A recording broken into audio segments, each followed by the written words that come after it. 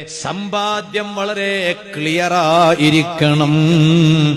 ഇന്ന് അങ്ങനെ ഒരു നിർബന്ധ ബുദ്ധിയുണ്ടോ? ഞാൻ സമ്പാദിക്കുന്ന സമ്പാദ്യം അത് ഹലാല് മാത്രമായിരിക്കണമെന്ന് വാശിയുള്ള എത്ര പുരുഷന്മാരാണുള്ളത്?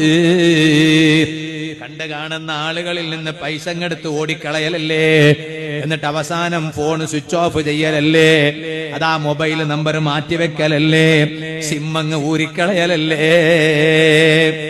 അതൊക്കെ വലിയ മാന്യതയുള്ള പണിയാണോ?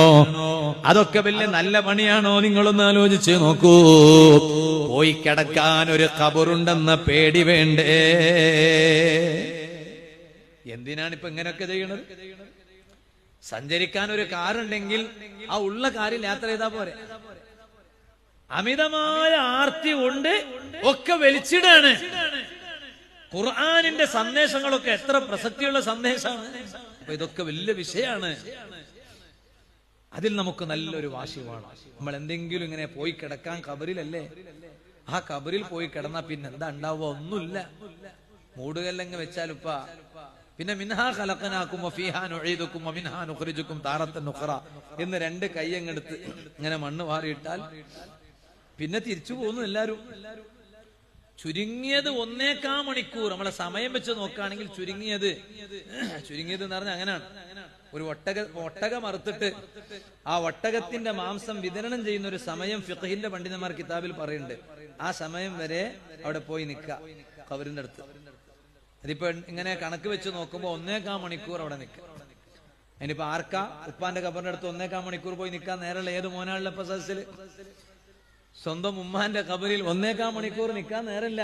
വീട്ടിൽ വന്നിട്ട് ഉമ്മാനെ ഇങ്ങനെ ഓർത്തിട്ട് കരയാ. ചുരുങ്ങിയത് ഒരു 1.25 മണിക്കൂർ ഉപ്പാന്റെയും ഉമ്മാന്റെയും ഖബറിൽ നിന്ന് ചെലവഴിക്കാൻ സമയം കണ്ടെത്തണം മക്കൾ. അല്ലാഹു നമുക്ക് ഭാഗ്യം തരട്ടെ. അതൊന്നും ഇല്ലല്ലോ, ഒക്കെ കഴിഞ്ഞു. ഉമ്മും ഖബറിലായി, ഉപ്പയും ഖബറിലെ, മക്കളൊക്കെ തിരിഞ്ഞു വന്നു. എല്ലാരും വന്നില്ലേ? മടങ്ങി വന്നു. പിന്നെ ഖബറിൽ കൂടെ ഉള്ളത് എന്താ? ജീവിതകാലത്ത് ഞാനും നിങ്ങളും ചെയ്തു വെച്ച കർമ്മങ്ങളാണ്, വേറെയൊന്നുമില്ല.